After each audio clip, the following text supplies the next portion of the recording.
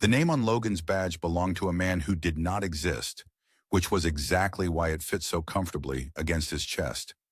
The letters were crisp, the material self-cleaning, the embedded ID chip humming with a frequency that politely informed the Citadel's security grid that he was harmless, forgettable, and authorized to stand exactly where he was standing. Logan had learned long ago that the best disguise was not invisibility, but dullness. Dullness slid past attention like static. The Citadel itself was an exercise in restrained excess. Its walls appeared solid until one stared too long, at which point they gently reminded the observer that they were composed of layered energy lattices, pretending to be stone out of nostalgia. The floors adjusted microgravity to reduce joint fatigue, a courtesy Logan did not trust. He preferred his gravity honest. Overhead, light sources drifted like lazy thoughts, calibrating color temperature based on biometric feedback. Somewhere in the structure, an artificial intelligence quietly judged everyone and found no reason to comment. Logan stood at his post near an archway that had once been ceremonial and now doubled as a molecular scanner. He had been there for 3 hours, which was enough time to know that palace security involved a great deal of standing still while extremely advanced technology did all the actual work. He approved. He had spent enough of his life being the sharp edge. These days he was content to be the sheath. Servants passed, their robes threaded with smart fabric that whispered reminders about schedules and emotional states. Guards moved in slow, deliberate patterns, their armor decorative in a way that suggested it had never once failed in combat. Logan noted all of it without reacting, his expression calibrated to mild interest. He did not fidget. He did not scan aggressively. He did not do anything that would remind anyone that people who were good at not being noticed were usually very good at something else. He told himself, for the 1000th time, that this posting was coincidence, that the queen of this system had hundreds of installations, thousands of staff, and no reason to remember a man who had existed under a different name, a different face, and a different classification level years ago. Classified operations were designed to dissolve people. He had dissolved beautifully. The first indication that the universe disagreed came not as alarm but as silence. It happened subtly. Conversations nearby thinned, footsteps redirected. The ambient hum of the Citadel shifted pitch by a fraction, the way a room did when someone important entered and reality leaned forward to listen. Logan resisted the urge to look. Looking too quickly was a confession. Then a voice spoke, calm and precise, with an undertone of amusement that suggested its owner found the world manageable, if occasionally trying. That one will be sufficient. Logan turned, because at that point not turning would have been rude. Queen Celeste stood a short distance away, flanked by attendants whose postures suggested they were prepared to leap into action or into nothingness depending on her mood. She appeared human at first glance. Tall, composed, dark hair gathered simply, but the long, elegant ears that swept back from her temples marked her as unmistakably alien. They were not exaggerated, not ornamental. They were practical, expressive, and currently angled in a way that indicated focused curiosity. Her eyes met his, and Logan felt a familiar tightening in his chest. Not fear, recognition, the dangerous kind that did not rely on memory.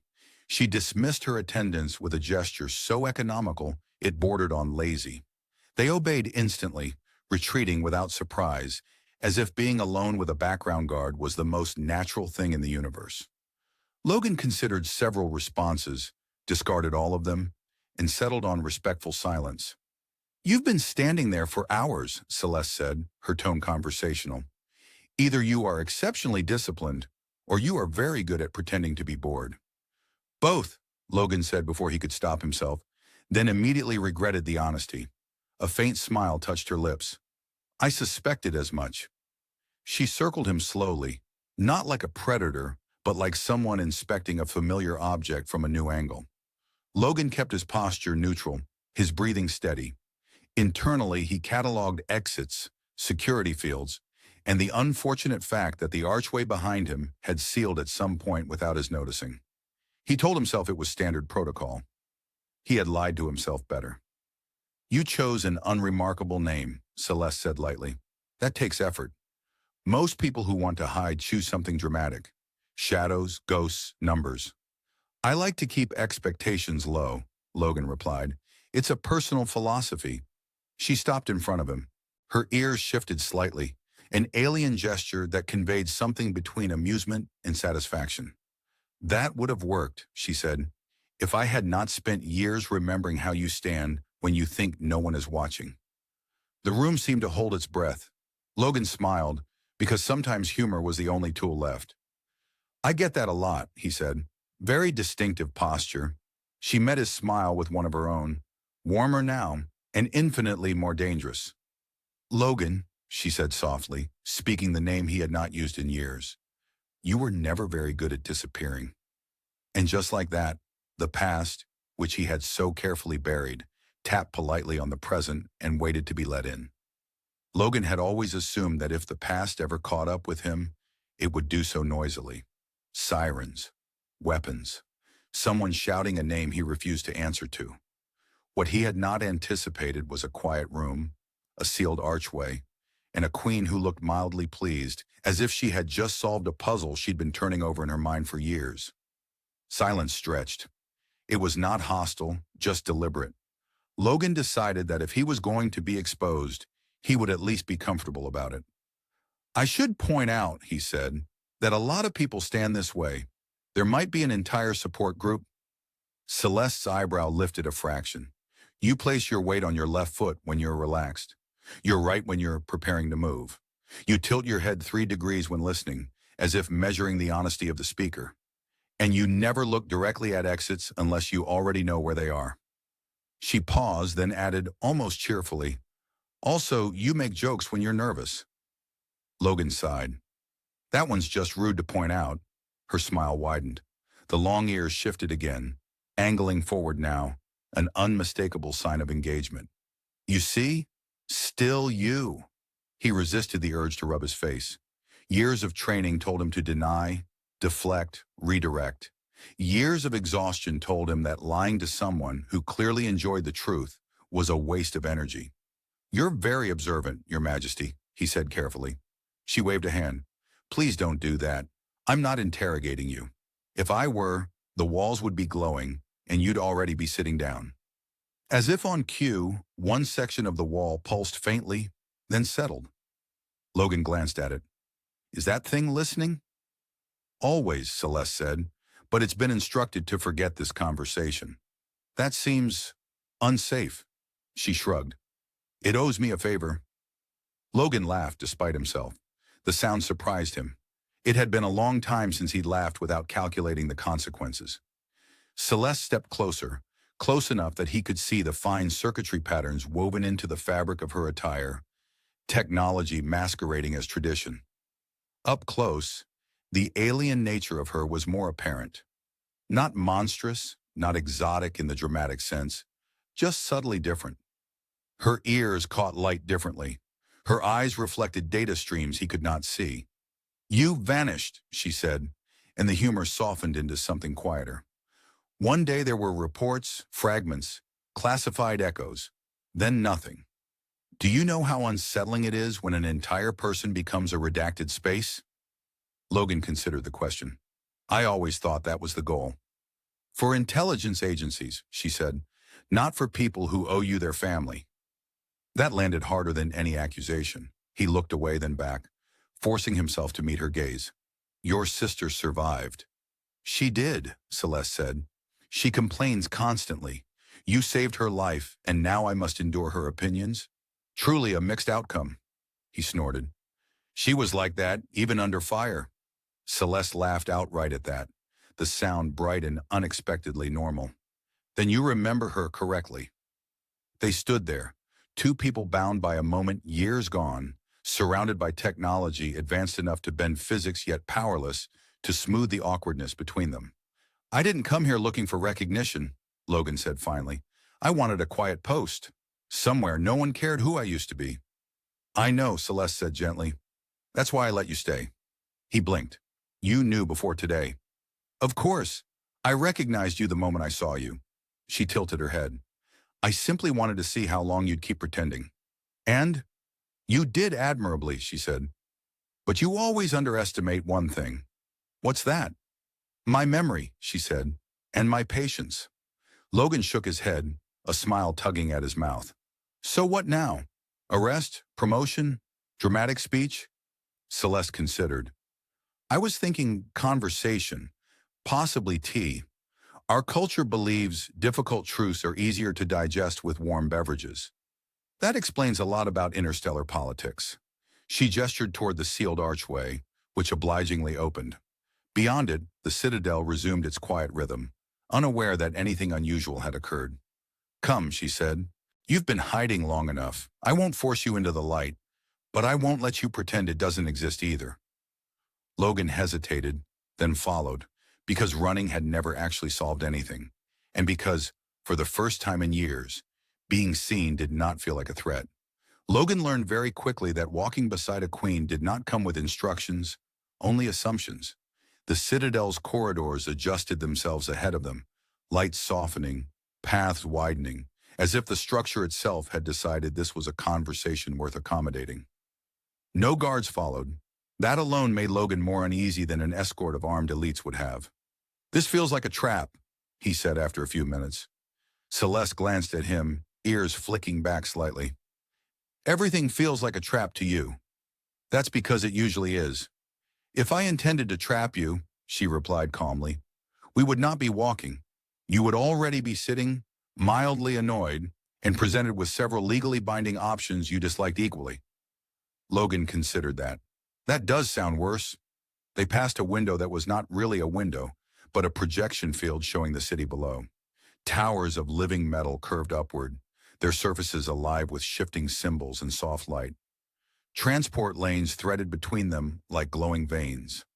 Far above, a defensive array shimmered, invisible unless one knew where to look. Logan knew where to look. He always did. You're cataloging escape routes, Celeste observed. Habit. You won't need them, she said. At least not today. He eyed her. You're very specific about time. She smiled faintly. Leadership teaches precision. They entered a smaller chamber, circular, its walls lined with panels that appeared blank until Celeste stepped inside. At once, faint patterns emerged, data woven with imagery, moments frozen in light. Logan stiffened without meaning to. He recognized the cadence of intelligence archives, though these were nothing like the human ones he had known. What is this? He asked. A memory vault, Celeste said. Not records, impressions. That sounds unsettling. It is, she agreed. But honest. She gestured, and one panel brightened. Logan saw fire first, controlled chaos, a corridor collapsing in slow, terrible grace. He felt the phantom heat before he realized what he was seeing. You don't have to, he began. I want to, she said. The image shifted. A figure moved through smoke with practiced efficiency, face obscured, body language unmistakably his. Logan watched himself do what he had done without thinking, choosing movement over hesitation, a wounded alien woman over mission parameters. He winced. I remember thinking, Celeste said quietly, that whoever you were, you moved like someone who expected the universe to argue with you. Logan snorted despite himself. It usually does. The image paused on the moment he handed Celeste's sister to medics, already turning away, already gone.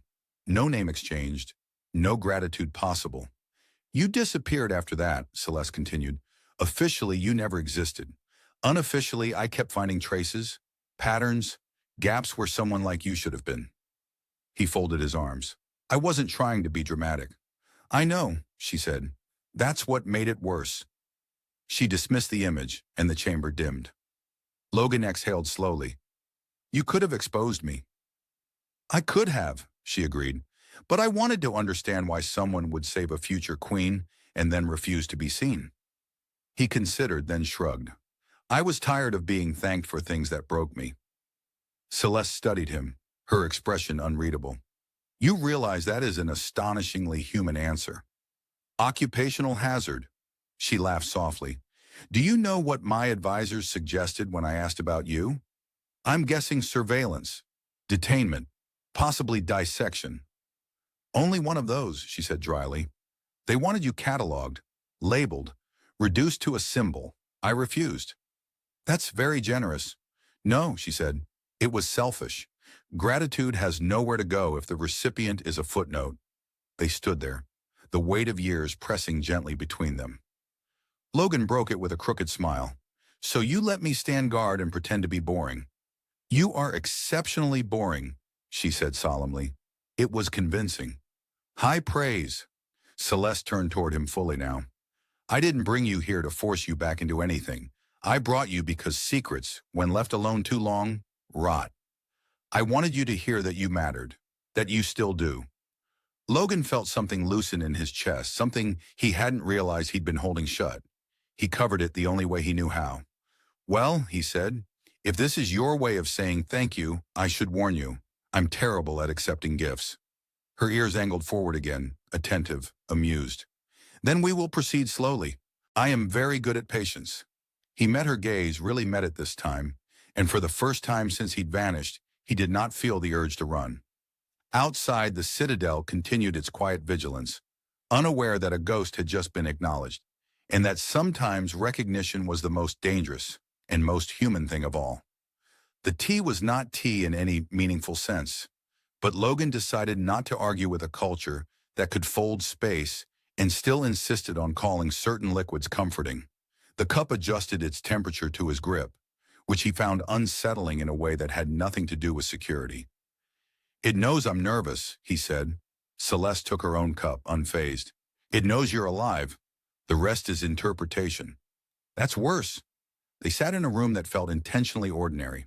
No grand views, no shimmering vaults, just smooth walls and a low table that projected faint constellations across its surface. Logan suspected this was what passed for privacy in a palace that listened to everything. If the walls were eavesdropping, they were at least being polite about it. You always pick the dull rooms, he said. Celeste smiled. They make people honest. Grandeur encourages performance. I've spent my life avoiding stages. And yet, she said, glancing at him over the rim of her cup, you walked into mine. He grimaced. I was hoping to blend in with the scenery. You have the subtlety of a man pretending not to notice a mirror? They shared a quiet laugh, the tension easing into something more manageable.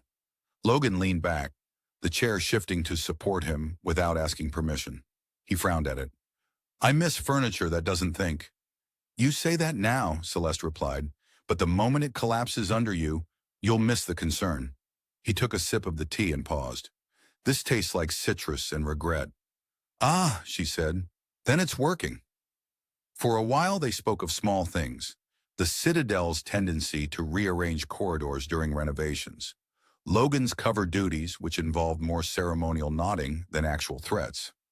Celeste admitted that half her day was spent convincing advanced systems not to overcorrect for hypothetical disasters. One time, she said, the defense grid decided a meteor shower was an invasion. What happened?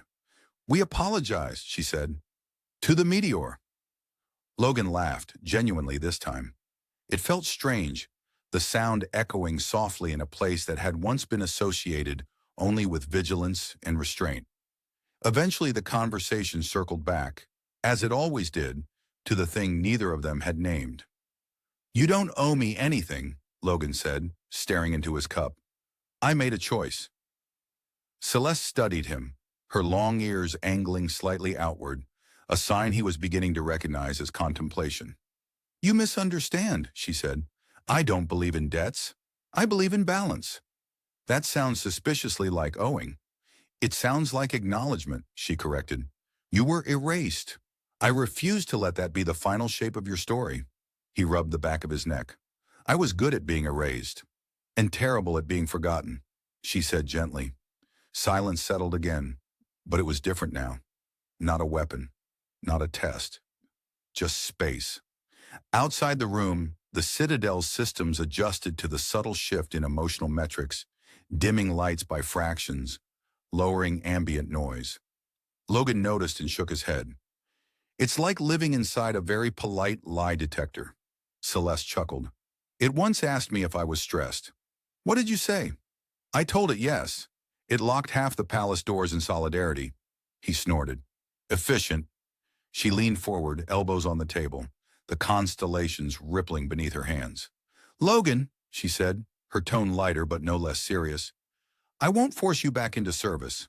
I won't parade you as a hero, but I won't pretend you're nothing either. He met her gaze. And if I say I'm not ready, then I will say, she replied, smiling faintly, that readiness is overrated. Staying is enough. The room hummed softly, as if agreeing. Logan exhaled, feeling the weight of years settle into something that no longer pressed quite so hard. Well, he said, lifting his cup, in that case, I suppose I can stop pretending this is just a quiet assignment. Celeste raised her own cup in return. Progress, she said. They drank, and for the first time since he had chosen to disappear, Logan felt something unfamiliar and dangerous take root. Not fear, possibility. The first sign that staying would not be simple arrived disguised as a scheduling notification. Logan was standing at his post again, same archway, same politely judgmental molecular scanner, when the air in front of him shimmered and resolved into a floating glyph. It hovered at eye level, pulsing once, the universal language of systems that expected to be obeyed. Royal request, attend strategic session, optional. He stared at it. That's not how optional works. The scanner hummed in what he suspected was agreement. Logan tapped the glyph. Decline. The glyph pulsed again, brighter. Optional denial requires explanation. Of course it does, he muttered. By the time he reached the chamber, larger than the tea room, smaller than a throne hall, he had already resigned himself to the fact that this was exactly how things started. Quiet conversations, gentle acknowledgments. And then suddenly you were in a room with glowing tables and people who expected answers. Celeste stood at the center, hands resting lightly on a projection of the system's borders. The map was alive, shifting in response to distant signals, probability forecasts blooming and fading like nervous thoughts. Around her were advisors, strategists, and one artificial intelligence represented by a column of softly rotating light that radiated polite disapproval. Logan stopped just inside the doorway. Ah, Celeste said without turning. You came. I tried not to. She smiled anyway. An advisor glanced at Logan, then at Celeste. Your Majesty, is this? Someone who knows how to listen, Celeste said smoothly, which is more than can be said for half this room. The column of light flickered. Statistically inaccurate. Emotionally precise, Celeste countered. Logan folded his arms, posture relaxed but alert. He recognized the tone of the room immediately. Controlled urgency. Too many variables. Someone had said manageable risk, one time too many. A sector on the map flared amber. Pirate syndicates, an advisor said, or something pretending to be. They're probing trade routes with technology that shouldn't exist. Logan leaned forward slightly despite himself. That pattern's wrong. Several heads turned. Celeste's ears angled toward him. Go on. They're not stealing cargo, he said. They're testing response times, mapping delays. Someone's checking how fast you bleed. The room went quiet. The AI spoke. Correlation accepted. Probability of escalation increased by 23%. Celeste exhaled slowly. Which means, she said, someone is preparing to make a statement. Logan straightened. That's not pirates. No, she agreed. It's politics with teeth. An advisor frowned. With respect, Your Majesty, how does a background guard... Celeste turned, and the room adjusted itself around her authority. Save my sister, she said. Disappeared from classified operations. Notices patterns faster than most predictive systems. That answers your question. Logan winced. I preferred it when I was just boring. You were never boring, Celeste said. You were quiet. The meeting continued, tension thickening, but never tipping into panic. Logan spoke only when asked, which was more often than he liked. He pointed out inconsistencies, suggested redundancies, made one joke about how any plan that relied entirely on perfect execution was a fantasy genre, not a strategy. The AI flagged the joke as irrelevant humor and then quietly adjusted 3 variables anyway. When it ended, the room emptied with the controlled haste of people who now had too much to do. Logan lingered near the projection table. Celeste joined him, her expression thoughtful.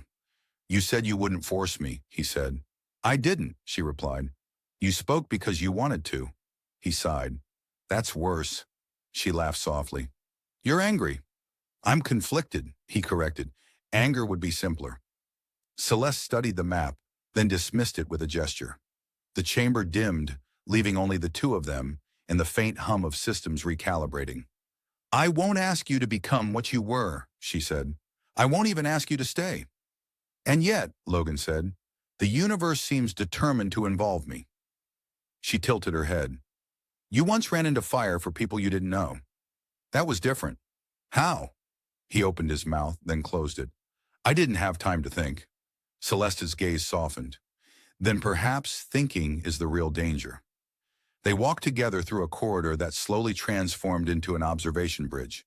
Outside, ships moved in disciplined arcs, their drives leaving faint distortions in space-time, like scars that would heal in minutes. You know, Logan said, if I stay, I'll be seen. Yes. I'll be useful. Yes. And eventually, he added, someone will remember my real name. Celeste stopped, turned to him fully. I already do, she said. The question is whether you can live with that. He looked out at the stars, at the impossible distances folded into navigable space by technology that treated reality as a suggestion. He thought of silence, of erasure, of how light always found its way back into places that tried to forget it. Logan smiled, tired and genuine. I suppose, he said, I've been hiding from worse things than enemies. Celeste's ears angled forward. Please, but careful. Then stay, she said. Not as what you were. Not as what they want. Stay as yourself. He nodded once. On one condition. She arched a brow. Already negotiating? I want my job description updated, he said. If I'm going to be involved, I'd like fewer surprises and better coffee. She laughed, bright and unguarded. Agreed. Somewhere deep in the Citadel, systems adjusted. Not for threat, not for defense. For a man who had stopped running. Logan discovered that once you stopped running, the universe developed a sense of humor about it. His first full day after the strategic session began with a corridor that refused to acknowledge his existence. He stepped forward. It did not light. He stepped back. It lit cheerfully for someone else. He stared at it. Don't do this, he said quietly. The corridor remained unmoved, an elegant stretch of polished architecture that had decided he was optional. A moment later, the air shimmered and Celeste appeared beside him, hands clasped behind her back, ears angled in what he was learning meant amusement held in check. It's recalibrating, she said. To what? To you, she replied. The Citadel updates access based on relevance. That feels personal. It is, she said lightly.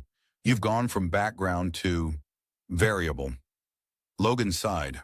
I knew this would happen. The building knows. Celeste smiled and the corridor obligingly illuminated.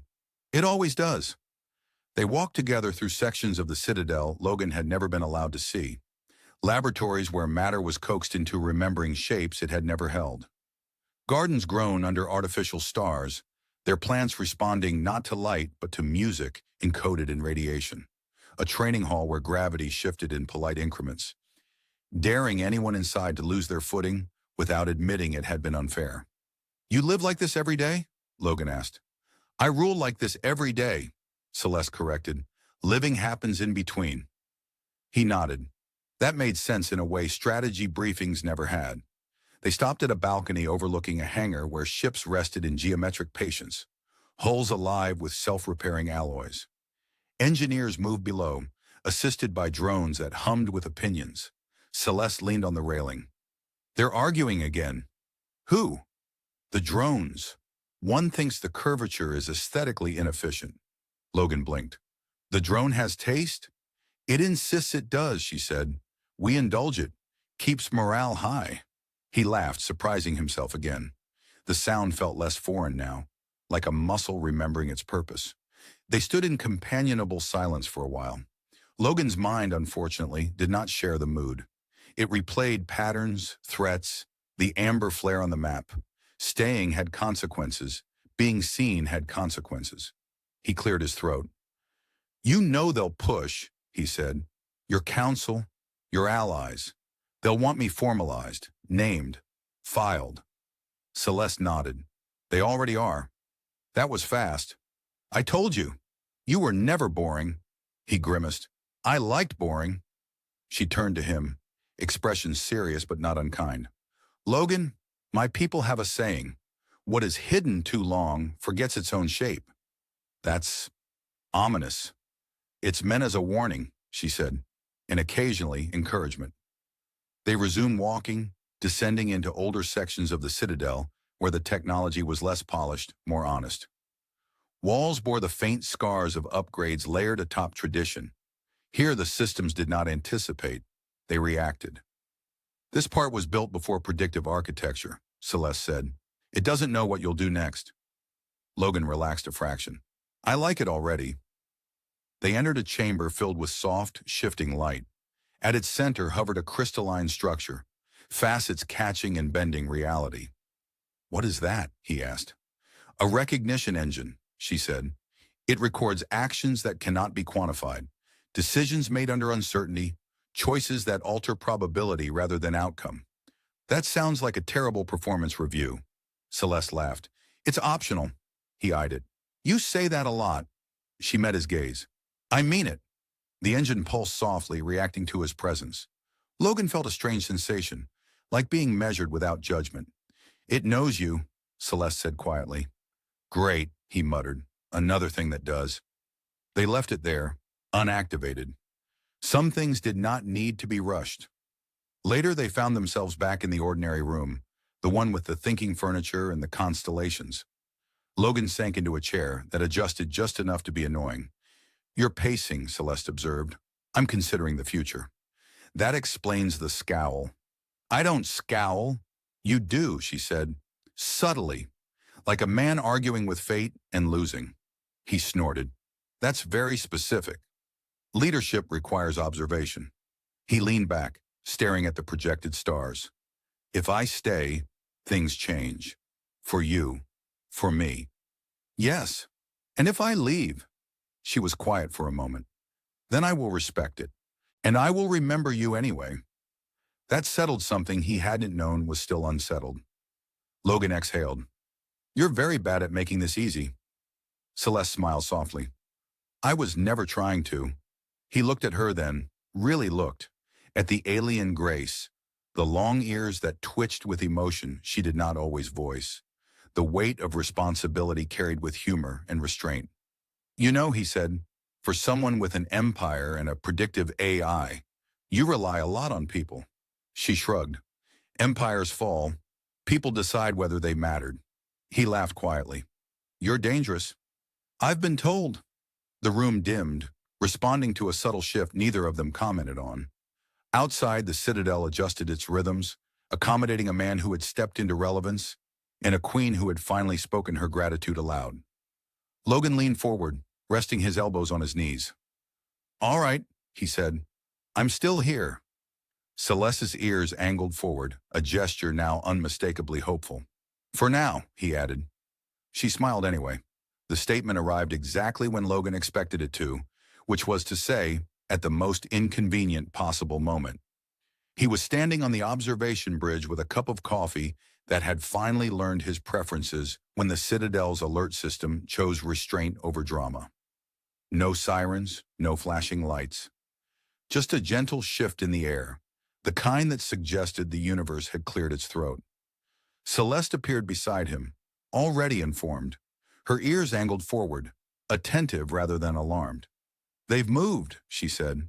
Of course they have, Logan replied. Waiting would have been polite. A projection bloomed in front of them, space folding neatly into a comprehensible model. The amber sector had sharpened into red, the probing replaced by decisive motion. A fleet, small, efficient, technologically arrogant, slid toward the system's outer defenses. They're broadcasting, Celeste added. Logan took a sip of coffee. Let me guess. Reasonable demands delivered unreasonably. She smiled faintly. They would like to correct an imbalance. Nothing good has ever followed that phrase. The response unfolded quickly, but not chaotically. Defense arrays activated with measured grace. Ships repositioned. The Citadel's AI, sounding smug, announced that contingency paths were now 67% more optimistic. Logan leaned forward, eyes tracking vectors. They're expecting a chase. Yes. Then don't give them one. Celeste glanced at him. Suggestion? Invite them in, he said. Just enough to make them think they've won. The AI flickered. This strategy contains unacceptable variables. Logan grinned. You say that about anything interesting? Celeste considered for half a second, then nodded. Do it. The maneuver was elegant in its simplicity. Defensive fields shifted, not retreating but bending, creating a corridor that looked like a mistake. The hostile fleet surged forward, confidence blooming into overcommitment. Now, Logan said. Space disagreed with the attackers. Gravity wells inverted. Communication arrays flooded with contradictory data. The fleet stalled, trapped in a pocket of engineered uncertainty. They're confused, Celeste said. They should be, Logan replied. They plan for resistance, not conversation. A channel opened. A voice demanded terms. Celeste stepped forward, her image transmitted with clarity and calm. There is no imbalance, she said. There is only your miscalculation. Logan watched as the hostile ships powered down, one by one, caught between physics and humility. When it was over, it ended quietly. The fleet withdrew under escort, their statement revised to something approximating apology. The Citadel exhaled. Later, in the room with the constellations, Logan sat heavily in a chair that did not comment on it. Celeste joined him, posture relaxed for the first time in days. Well, he said, that was fun. She laughed. You enjoyed that far too much. I miss being useful, he admitted, just not being owned by it. Celeste studied him, then gestured. The recognition engine from the lower levels materialized, its facets shimmering. You don't have to, she said. Logan looked at it, then back at her. I know. He stepped forward anyway. The engine pulsed, light shifting not in approval, but in acknowledgement. Images flickered, not the past as it was, but as it had been chosen. Decisions made, lines crossed. A man who had run, now standing. It dimmed. That's it? He asked. Celeste smiled. Recognition doesn't need spectacle. He nodded, feeling something settle into place. Not relief, acceptance.